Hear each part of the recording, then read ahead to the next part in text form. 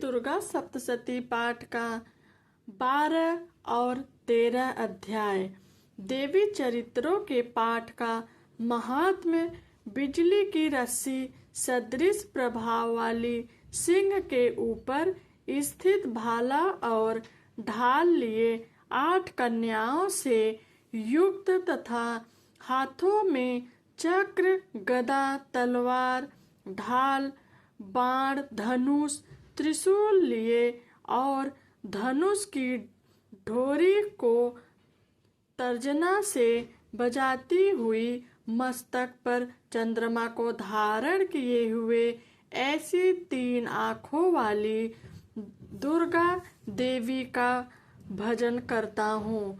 देवी बोली, जो मनुष्य एकाग्र मन से नित्य प्रति इस स्तोत्र दुर्गा सप्तशती से मेरी प्रार्थना करता है, उस समय समस्त बाधाओं को मैं निश्चय ही समन कर लेती हूँ।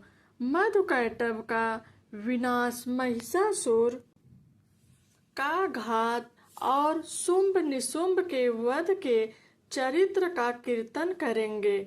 जो कोई मनुष्य अष्टमी, चतुर्दशी तथा दोनों पक्ष की नवमी को एकाग्र मन से मेरे इस महात्म्य को भक्ति सहित श्रवण करेंगे, उनके समस्त पाप तथा पापों से उत्पन्न आपत्ति दूर हो जावेगी।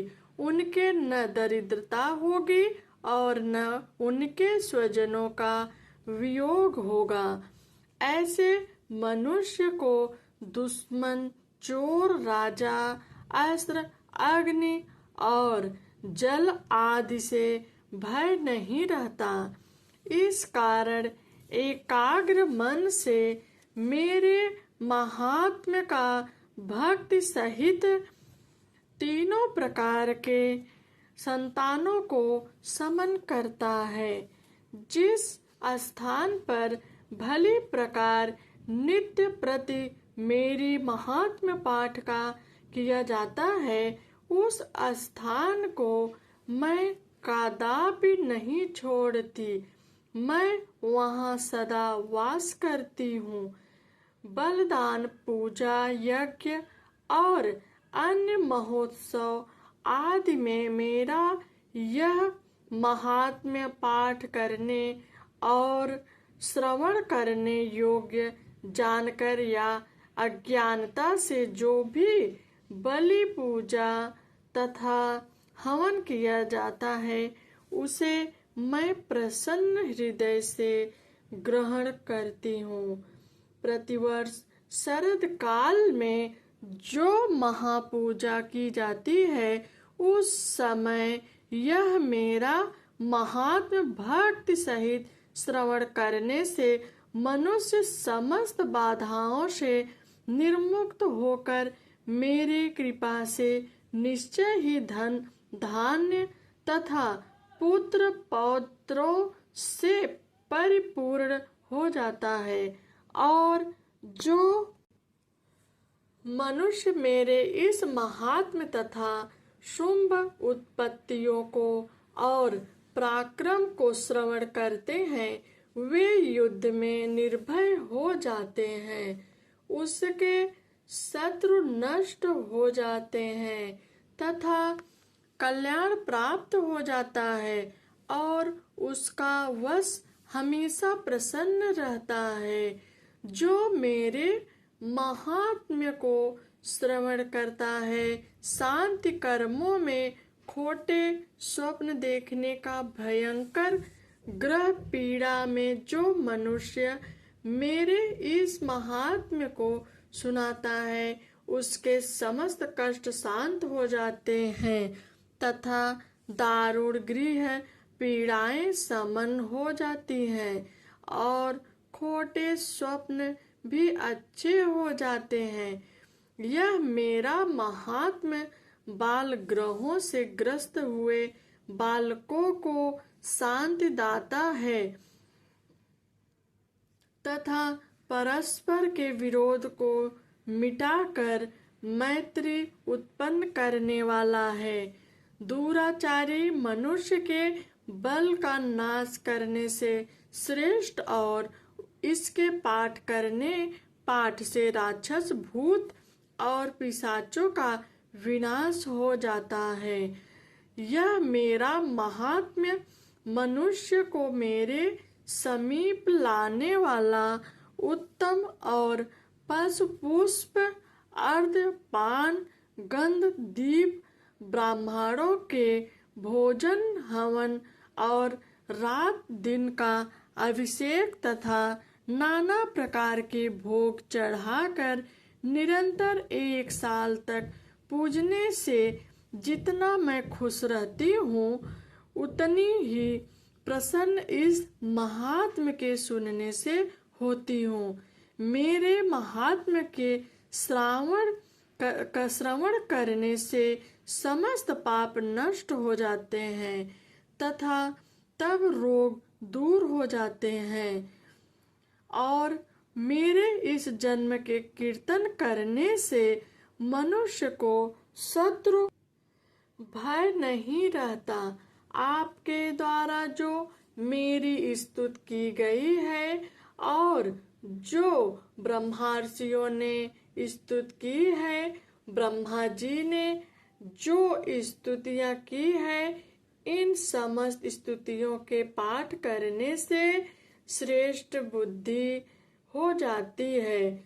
जंगल में अथवा दावाग्नि के घिर जाने पर, चारों से घिर जाने पर, चोरों से घिर जाने पर, शून्य स्थान में घिर जाने पर, वन में सिंह व्याघ्र तथा वनवासी हाथियों के फंदे में फंस जाने पर, कुद्र नृपति के आदेश से बदफांसी के लिए गिरफ्तार किया हुआ नौका में बैठकर समुद्र जाते हैं, समय वायु के वेग से भयभीत युद्ध में दारुण शस्त्रों की वर्षा के समय या सर्व प्रकार की आपत्ति तथा अनेक प्रकार की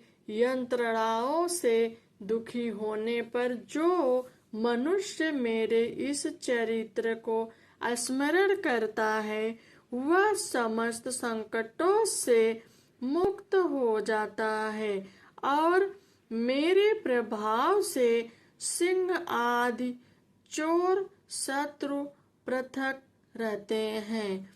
ऋषि बोले, इस प्रकार इतनी कथा कहकर चंड विक्रमा भगवती चंडिका देवी समस्त देवताओं के देखते वहां पर ही अंतर ध्यान हो गई और सभी देवता निर्भय होकर पूर्ववत अपने अपने अधिकार पर थे। दुश्मनों के नष्ट हो जाने पर अपना अपना यज्ञ ग्रहण करने लगे। यज्ञ स्थल में देवी के द्वारा असुरों तथा शुंभ के नष्ट होने से अत्यंत पराक्रमी संसार का विध्वंसक महाबली निशुंभ के मारे जाने से शेष सभी राक्षस पाताल में चले गए। हे राजन, भगवती देवी इस भांति अनेक बार जन्म लेकर रक्षा करती है, वहीं इस विश्व को मोहित करती है और वह ही प्रकट करती है और मांगने पर प्रसन्न होकर विज्ञान और रिद्धि प्रदान करती है। हे राजन, जिस समय प्रलय काल में महाकाली से महाकाल रूप में यह समस्त ब्रह्मांड व्याप्त हो जाता है, उस समय प्रलय काल में वह देवी महामारी और उत्पत्ति काल में रिद्धि के रूप में होती है और पालने के समय वह सनातनी प्राणियों की स्थिति का हेतु होती है। वही देवी कल्याण के समय मनुष्यों को अनेक प्रकार के ऐश्वर्य और लक्ष्मी की वृद्धि कराती है और उसी अभाव यानी आपत्ति काल में लक्ष्मी आदि का नाश करती है। पुष्प धूप गंध आदि से पूजा करने तथा स्तुति करने पर वह देवी धन पुत्र और धैर्य में शुभमति को बढ़ाती है। श्री मार्कंडेय पुराणे सावर्णिके मन्वन्ते देवी महात्म्ये फल स्तुति तीर्माना 12वां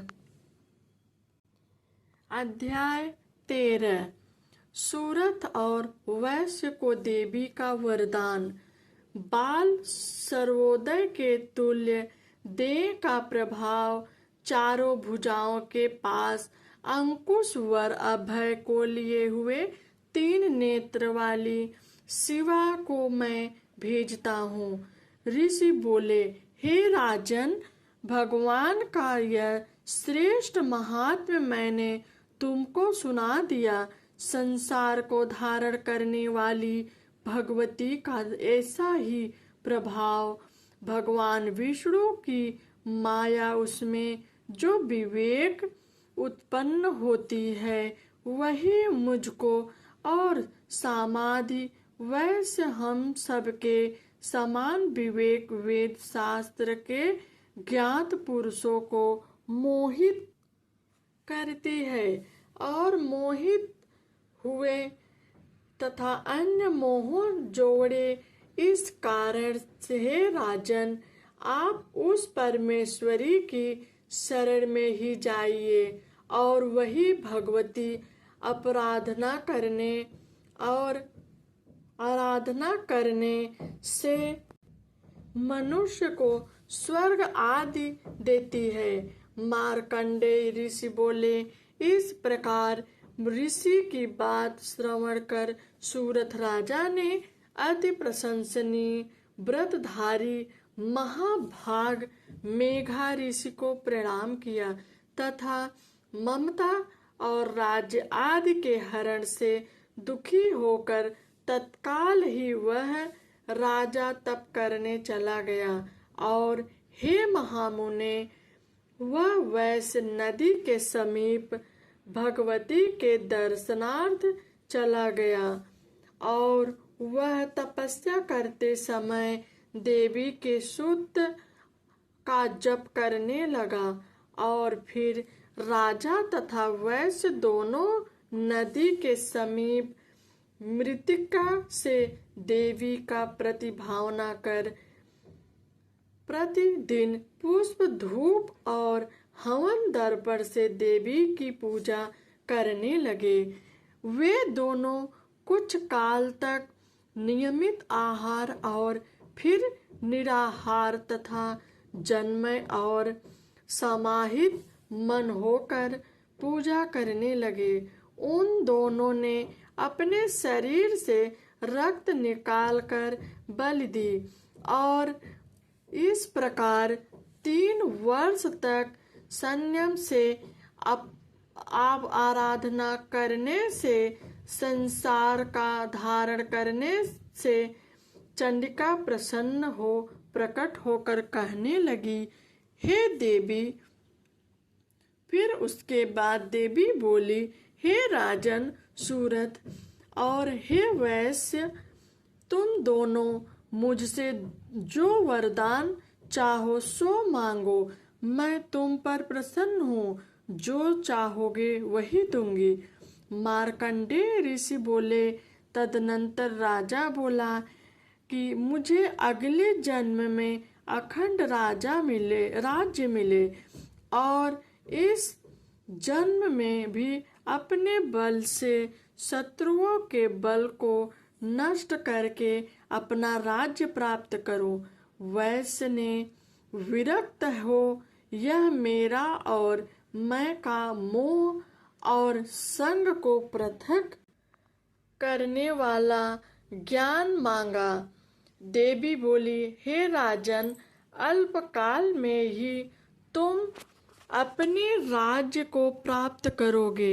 अपने शत्रुओं का नाश करके तुम अखंड राज्य सुख भोगोगे और मरने के बाद भगवान सूर्य से जन्म प्राप्त कर विश्व में सावर्णी मनु के नाम से प्रसिद्ध होगे।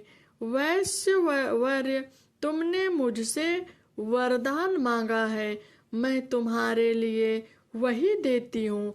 मुझे मोक्ष देने वाला ज्ञान होगा। मार्कंडेय ऋषि बोले। इस तरह देवी राजा और वैश्य को इच्छा अनुसार वरदान देकर तथा भक्ति युक्त प्रार्थना करने पर तत्काल ही अंतर्ध्यान हो गई।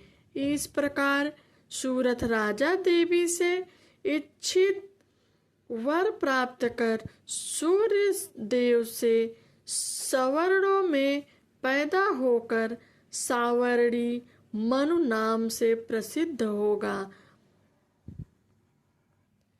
इस प्रकार सप्तशती का पाठ पूर्ण हो जाने पर 28 पृष्ठों तक नवार्ण मंत्र के न्यास रिष्टादि मूलश्ल ग हृदय बीज दिंग न्यास करें तथा ध्यान कर नवार्ण मंत्र की एक माला जप करें।